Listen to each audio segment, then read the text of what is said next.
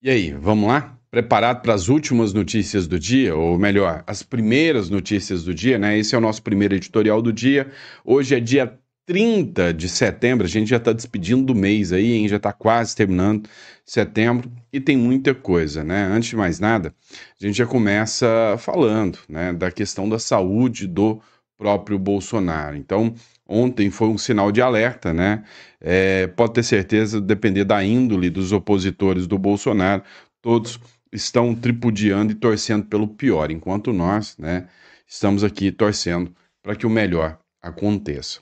Então a gente vai falar sobre a questão da saúde do Bolsonaro, que ontem, né, precisou ser socorrido, né, uma crise muito grave. A gente sabe que a saúde do presidente não está tão bem.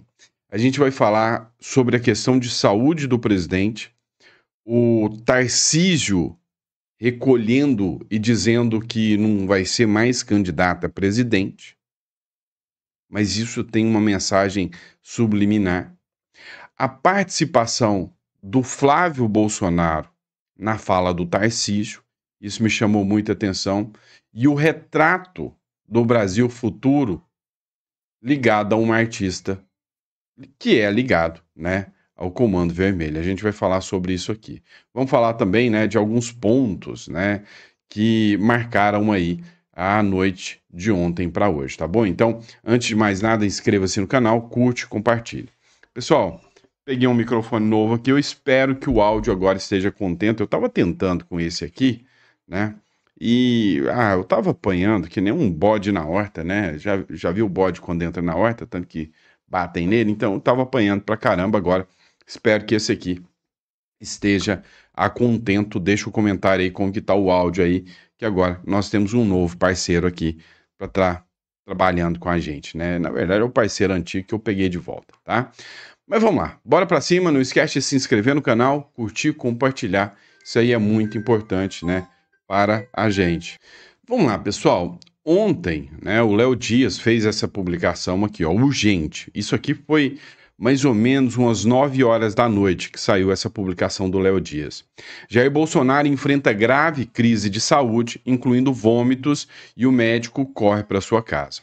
O Carlos Bolsonaro, que é o filho de Jair Bolsonaro, se manifestou na noite de segunda-feira sobre uma emergência envolvendo o estado de saúde do ex-presidente. Ontem, né, segundo informações de pessoas próximas do Bolsonaro, o Bolsonaro realmente teve uma crise além do normal, né? E isso aqui, ninguém tem dúvidas que é decorrente da facada, né, que o Bolsonaro recebeu, né, presente, né, da turma do amor, né, presente, né, do Adélio Bispo lá, né, que inclusive já era filiado a partidos de esquerda. E aí a grande questão é, isso aqui é reflexo, né, da facada que o Bolsonaro tomou, mas dessa vez, segundo informações, eu vi alguns vídeos, algumas postagens, o Sóstenes Cavalcante postando, né, que o Bolsonaro, dessa vez, a crise foi intensa, deu vômito, ele ficou sem respirar durante um momento, foi um tempo, uma situação grave que a Michelle Bolsonaro passou junto ao Bolsonaro. Segundo ele, Bolsonaro enfrenta uma crise de soluços acompanhada de episódios de intensos vômitos, o que motivou a família a avaliar a necessidade de uma nova intervenção hospitalar, ou se for o caso, até internação do Bolsonaro. A situação é acompanhada de perto pela esposa, Michele, e pelo médico, que já está a caminho da residência, né? Foi o que publicou ontem o Léo Dias. O Metrópolis também, né, fez uma publicação sobre o caso. Bolsonaro tem crise de soluço e vômito. A família avalia ida ao hospital. Então, durante essa madrugada não saiu nenhuma publicação confirmando, né, a chegada do Bolsonaro no hospital, né? A família do ex-presidente Jair Bolsonaro chamou o médico Cláudio Birolini nessa segunda-feira para atendê-lo em casa, no Jardim Botânico, em Brasília, após ele apresentar uma piora na saúde no começo da noite. Por meio das redes sociais, o vereador Carlos Bolsonaro explicou que o ex-presidente teve uma crise de soluço, acompanhada de 4 episódios de vômito, que ele mesmo descreveu como os mais fortes até agora, né? Então, Carlos enviou relatou que a família está pensando em levar novamente para o hospital e pedir até a internação do Bolsonaro. A CNN fez a cobertura ontem, né, desse momento que o Bolsonaro precisou ser atendido e foi republicado aqui pelo Gil Diniz, deputado estadual. Dá uma olhada. O Carlos Bolsonaro, filho do ex-presidente, informou que um médico está a caminho da casa de Jair Bolsonaro, que estaria passando mal nesse momento. Olha só, a gente vai puxar aqui o que escreveu o Carlos Bolsonaro nas redes sociais. O seguinte, abre aspas, estou com minha família avaliando a necessidade de levar meu pai novamente ao hospital. Ele enfrenta uma crise de soluços acompanhada de 4 episódios de vômito, que ele mesmo descreveu como os mais intensos até agora. A Michele, primeira-dama, ex-primeira-dama, está deixando um pouco mais confortável e tranquilo, enquanto o médico já está a caminho de casa para avaliar a situação. Peço, por favor, que orem por ele, fecha aspas, foi o que postou Carlos Bolsonaro, filho do ex-presidente. Vamos lá. Agora a gente precisa discutir um pouquinho, né, a situação da saúde do Bolsonaro, a situação do Tarcísio de Freitas também. O que uma coisa tem a ver com a outra? Olha, a gente sabe que o Bolsonaro é uma figura forte, né? E que o médico está fazendo o melhor e que provavelmente ele vai sair bem dessa aí. Agora, a saúde do Bolsonaro como um todo, para continuar tendo uma qualidade de vida, é uma coisa. Para continuar como presidente da República, é outra coisa. Então, as figuras mais próximas ao Bolsonaro, e aqui eu estou falando figuras que realmente têm um carinho especial pelo próprio Bolsonaro. Figuras já dizem que seria uma verdadeira sentença de morte exigir que o Bolsonaro participasse de uma outra eleição, dado o estado de saúde do Bolsonaro, o efeito, né, da facada, o efeito psicológico, e vocês sabem que, cara, quem está sendo perseguido, quem entra, vira alvo, assim, o psicológico fica abalado, a imunidade abala e a situação fica completamente, né, destruída. E aí, muita gente me fala, mas e 2026? Olha, tem vários cenários que a gente pode discutir para 2026, e o Tarcísio é um cenário que a gente precisa avaliar, tá? E você precisa entender o porquê. Então, o que eu vou falar agora, talvez você pode concordar, talvez você pode não concordar, mas eu vou tentar ser o mais fidedigno aqui ao que eu realmente estou acreditando para o futuro. A gente tem alguns cenários, né? Eu vou citar alguns cenários, por exemplo, para vocês. O primeiro cenário para 2026, os 5 principais cenários que eu poderia citar para vocês aqui. O cenário número 5, o que eu acho menos provável, é o Lula indicar alguém para a eleição e ganhar. Então vamos dizer o seguinte, o Lula, né, entra algum candidato de direita, e o Lula entra só com apoio, o Lula, talvez por questão de saúde, ou por algum outro motivo, não queira concorrer. E aí ele indica o Haddad, ou indica o Boulos, ou indica qualquer um. O Lula não consegue transferir os votos para ninguém. Para poder transferir votos, você tem que estar num estágio de popularidade muito grande, o que eu não acredito que o Lula está. Então, eu acho que se o Lula não concorrer, a esquerda está acabada. Tá? Não é Haddad, ainda mais com a impopularidade que o Haddad tem, não é Lindenberg Farias, não é o prefeito lá de Fortaleza, não é o Flávio Dino, que vai conseguir vencer com o apoio do Lula. Isso aí eu acho totalmente improvável. Uma outra questão, e aí talvez você vai sentir na pele o que eu vou falar, eu também não acho provável que o sistema vai recuar e deixar o Bolsonaro elegível novamente. Tá? Então eu vou trabalhar com a hipótese de que a quarta opção seria o Bolsonaro concorrer. Então eu não vou colocar essa como primeira opção, vou colocar como quarta opção. E como quarta opção, se o Bolsonaro concorre, ele ganha. Se o Bolsonaro concorre, ele leva a eleição, isso aí é indiscutível.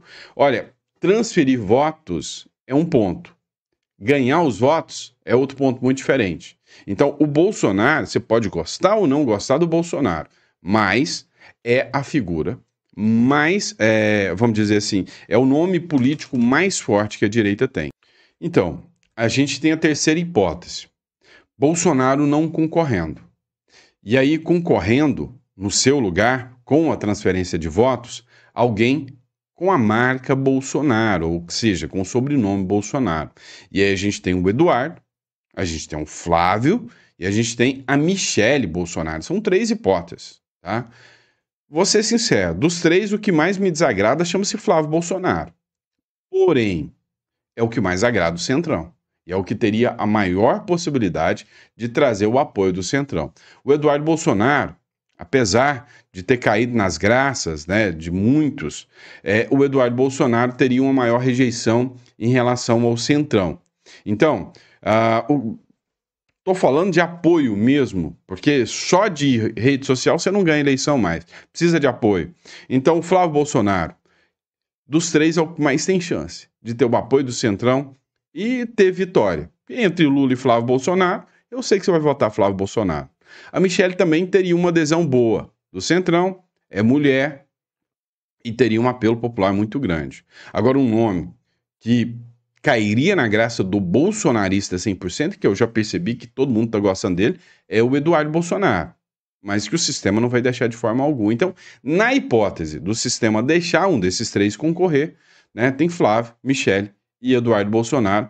Eu acredito, né, que levam essa aqui do Lula em terceira hipótese, né, do nome indicado pelo Lula em terceira hipótese. Estou falando, Lula indica alguém e Bolsonaro indica alguém. Alguém do Bolsonaro ganha, tá? Agora, a segunda hipótese é o Lula concorrendo. Concorrendo contra, né, uma figura, sei lá, talvez do Eduardo Bolsonaro, né, ou talvez da Michele Bolsonaro, e fazendo acenos e sinalização para o Centrão. Hoje eu já vi galera do mercado sinalizando para o Lula, então isso me preocupa, tá? Se for uma concorrência onde o Lula vai, a gente já viu, né, como é que o sistema funciona. Então eu ainda tenho medo. Se for alguém, né, vinculado ao nome Bolsonaro, sem apoio do Centrão contra o Lula, eu acho que o cenário de 2026 fica complicado. Agora, Tarcísio de Freitas, tá? O cenário que a gente vai falar é Tarcísio de Freitas. Eu acho que vai ser o candidato. E eu acho que isso aqui é estratégia. Vamos lá. Vou falar, essa é a primeira estratégia. Ó, recolhido, Tarcísio visita Bolsonaro pela primeira vez após a condenação. O governador de São Paulo, Tarcísio de Freitas, visita nesta segunda-feira o ex-presidente Bolsonaro, na prisão em Brasília. Será o primeiro encontro entre os dois desde a condenação, a 27 anos de prisão por tentativa de golpe de Estado. A ida de Tarcísio até seu padrinho político na capital federal ocorre em meio a um recolhimento do governador nas últimas 2 semanas, em que passou a focar em agendas e discurso de questões locais de São Paulo. Presta atenção nisso.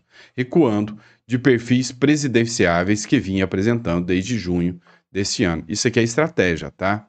Após diversos acenos ao bolsonarismo, ao assumir o protagonismo das articulações pelo projeto de anistia, que poderia beneficiar o ex-presidente, e subir o tom nas críticas ao STF, acusando o ministro Alexandre de Moraes de tirania, Tarcísio optou por submergir e esfriar as especulações que será candidato à presidência em 2026.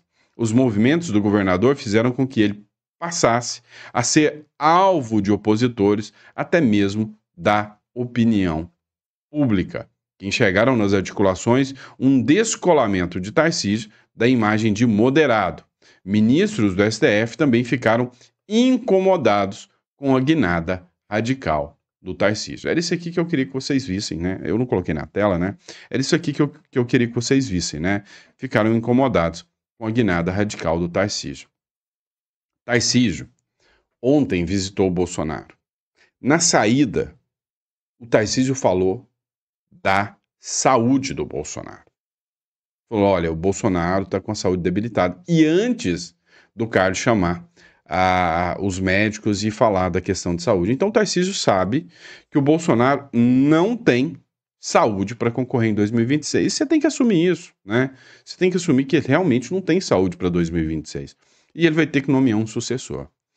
Esse recuo do Tarcísio é estratégico. Vocês viram o que eu falei aqui, né? Que incomodou a opinião pública, incomodou os inimigos e ficaram incomodados também os ministros do STF. Não é isso? O Tarcísio vai ser alvo agora para quê? Qual o motivo dele ser alvo agora? E aí é que entra um detalhe. O irmão Flávio Bolsonaro. Ontem, a hora que o Tarcísio deu o discurso, me chamou a atenção alguns pontos. Ele fez um discurso pró-Bolsonaro, totalmente. Então ele chegou e falou que ele defende a anistia ampla, geral e restrita, que a dosimetria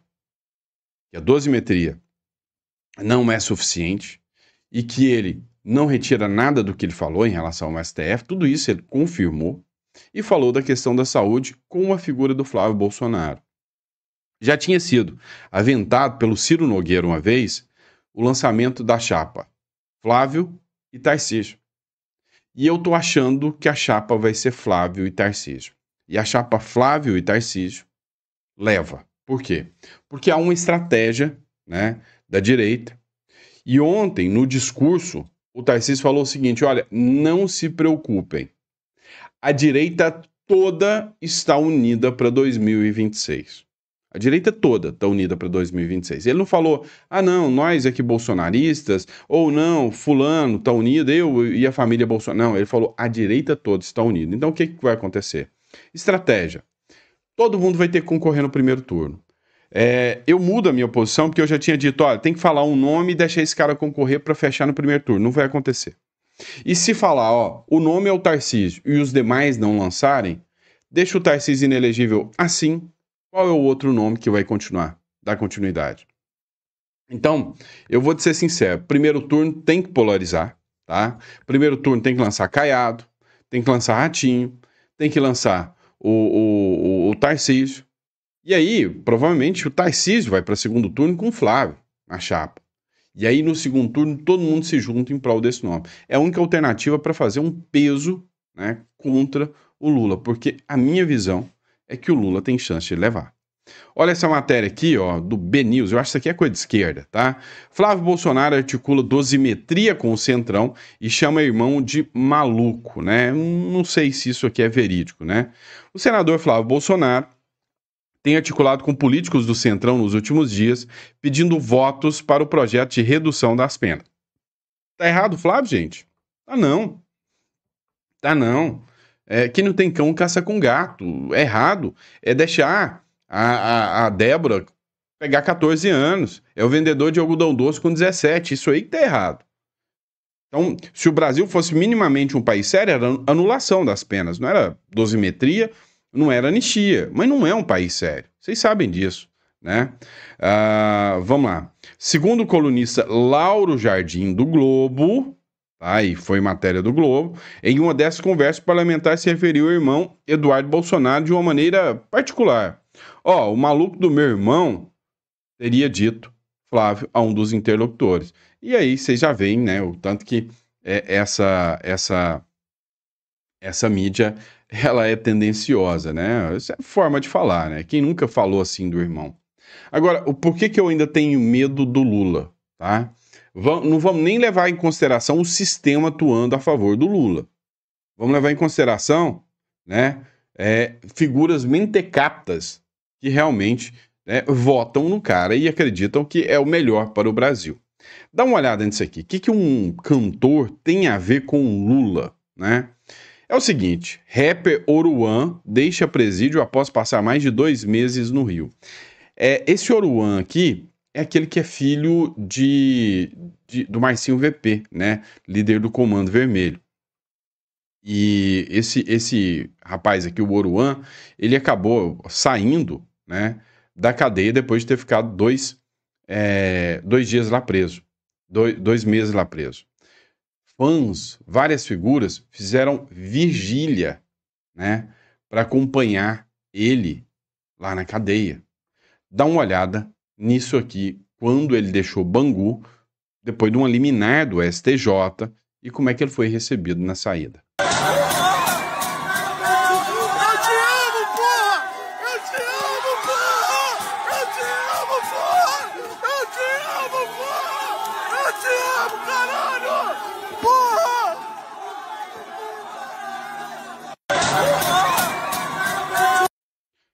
É isso aqui, tá? Você não pode ignorar que é com isso aqui que o brasileiro vai lidar. em 2026?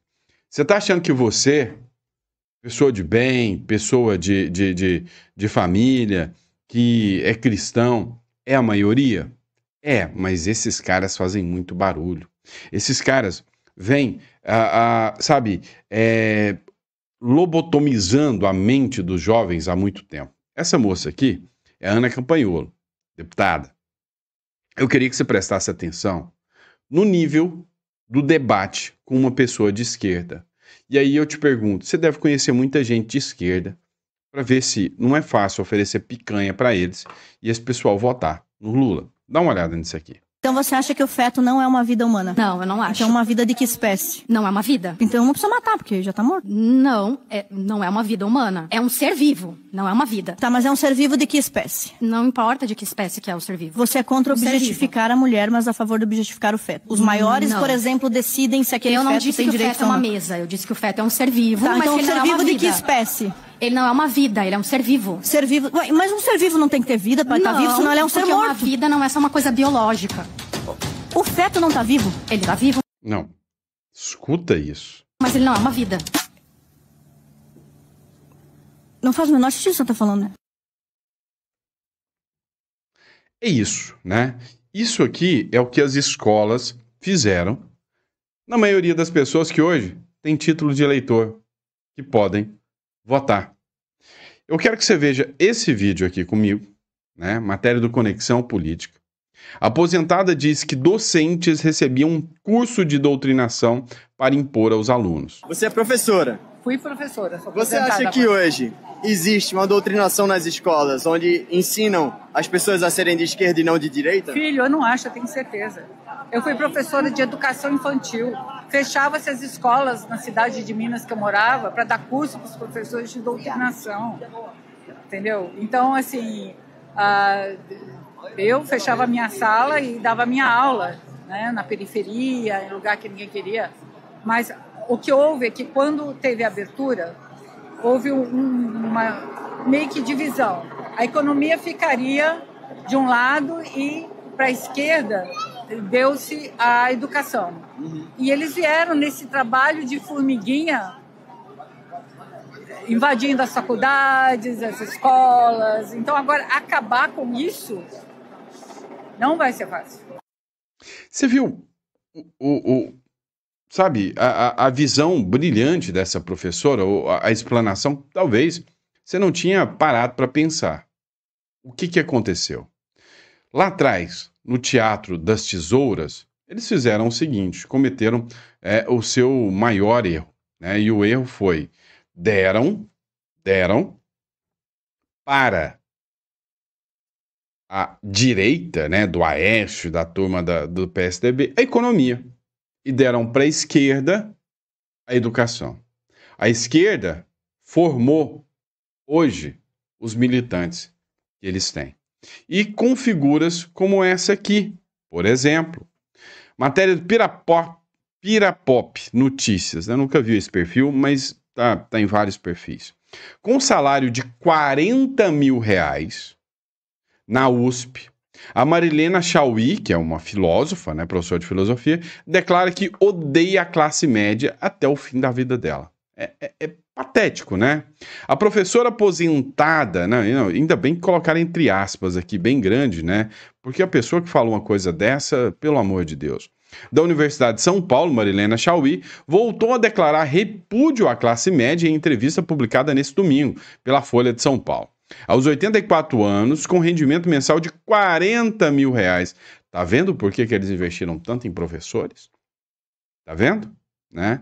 Essa moça aqui, que teve, né, ali o seu carguinho público muito tempo, é a que reclama do Uber. Tadinho do Uber, é o pobre de direita. Recebe 40 mil e diz que odeia a classe média. A intelectual afirmou, eu odeio a classe média até os fins do meu dia, repetindo a frase dita originalmente em 2013 durante evento ao lado do presidente Luiz Inácio Lula da Silva. Na entrevista, Chauí sustenta que a sociedade capitalista é composta por duas classes fundamentais, a burguesia, que detém os meios de produção, e a classe trabalhadora, explorada por ela. Para a professora, A classe média não se enquadra nesse binarismo, pois ocupa uma função que reforça a estrutura existente. A classe média é aquela que não acreditou em vocês e buscou um pouquinho mais de dignidade. É por isso que vocês odeiam. Não é à toa que o Lula falou que, olha, se o sujeito começa a ganhar um pouquinho a mais, se ele melhora um pouquinho sua qualidade de vida, sua renda, ele deixa de votar no PT. E é por isso que eles odeiam o PT. Servidor público que ganha alto salário, defensor do PT, não é classe média. Eles defendem classes, né? Aí, enquanto tem a professora do primário, que vai pegar o seu filho lá, na sua escolinha lá, e vai estar com um salário de 3, 4 mil reais para trabalhar o dia inteiro, né? E o que já está acima da média do brasileiro, vem uma professora dessas universidades formadoras de militontos para ganhar 40 pau por mês. Ah, tá de sacanagem, né? Para a professora, a classe média não se enquadra no binarismo. Segundo ela, trata-se de um grupo que oprime os dominados e bajula os dominantes. Ah, tá de sacanagem, né? Por motivo de uma posição ambígua. Sonhar em ser burguesa, mas teme cair na classe trabalhadora. Exatamente, né? A classe média não é trabalhadora, não, né? Ela não gera emprego, não. Quem deve gerar muito emprego, né, são essas turmas aí, né, que ficam nas faculdades. Ela também reforçou sua posição marxista, dizendo ser muito conservadora nesse campo. Eu conservo a ideia de que sem a determinação econômica e a compreensão de como a sociedade se estrutura em classes antagônicas, não dá para fazer nada. Também criticou, né? Não merece dar muita atenção, não. Mas, assim, vocês têm noção, né, do que essa turma é? E aí vem o mercado tentando, não sei se é te apaziguar você, e diz uma pérola dessa aqui, ó. Ah, o próximo governo Lula não será pior do que esse, acredita o gestor Stuhlberg. Tá? O Stuhlberg disse, não, pode ficar tranquilo, se tiver mais um ano aí, mais uma eleição do Lula, vai ser mais do mesmo. Então vocês já acostumaram com o grosso entrando, já doeu mesmo, agora deixa acontecer, né? Tá de sacanagem com uma coisa dessa. O renomado gestor Luiz Stuhlberg, da Verde Asset, levantou discussões ao afirmar que os preços de opções no mercado financeiro indicam uma percepção de que um eventual governo Lula 4 não seria significativamente pior que o atual terceiro mandato. Você tá doido? Pra mim, cara, tá certo, o cara que é um investidor de mercado, mas tá louco falar uma coisa dessa. Você tem noção que o Brasil já tem a previsão de entrar em shutdown em 2027? Você tem noção de que o rombo das contas públicas atingiram patamares há muito não vistos? É sério isso? Né? A análise sugere que os investidores estão começando a enxergar estabilidade relativa. Apesar das incertezas econômicas, com a eleição presidencial de 2026 no horizonte, Stuhlberg também alertou que o mercado pode estar subestimando os riscos associados a esse pleito, né? Então, o que o Stuhlberg está falando aqui? Olha, o mercado é assim. Ele acha um caminho para ele investir. Quando ele acha o caminho para ele investir, ele vem e põe aporte, porque ele vê uma certa estabilidade ali. E aí, o cara que investe aqui na República das Bananas, aqui no Brasil, é que ele ainda vê a possibilidade do seguinte, olha, ali eu tenho um risco. Mas, todavia, há a possibilidade de melhora com a entrada de um Tarcísio, com a entrada de um outro nome mais liberal e que faça a contenção de gastos. É isso. Então, ainda compensa eu deixar meu dinheiro lá. Só que se o cara do mercado vê que o Lula vai ganhar em 2026, a inflação vai estourar, a bolsa vai despencar e o dólar vai estourar. Cara, mas eu não tenho dúvidas disso. Então, assim, tá certo, é o cara que movimenta bilhões, né? Quem sou eu para falar, né? Quem sou eu para falar? Mas a minha visão é que o Brasil, com o Lula de novo, vai se arrebentar se o Lula for eleito novamente. Matéria aqui do Léo Dias, o Banco Central prevê um crescimento do PIB em 2026 para 1,5%, o pior resultado desde a pandemia. Agora você imagina mais uma pandemia chamada PT. O Banco Central reduziu a estimativa do crescimento da economia brasileira em 2025. De acordo com os dados do Banco Central, a estimativa do crescimento do Produto Interno Bruto para esse ano era de 2,1 e caiu para 2 pontos. Né? Agora imagina com esta pandemia chamada PT. Aí é que o bicho pega, e o bicho pega mesmo, tá bom? E é isso, eu espero que vocês tenham gostado do nosso editorial. É sempre um prazer estar aqui com vocês. Espero que o áudio dessa vez tenha ficado com qualidade. Vocês devem ter reparado que está até combinando com a minha camisa. Ó, isso foi coincidência, tá? Muito obrigado, tá? Pela confiança, pela credibilidade de vocês. E a gente está de volta, né? Daqui a pouco, com o próximo editorial ao meio-dia.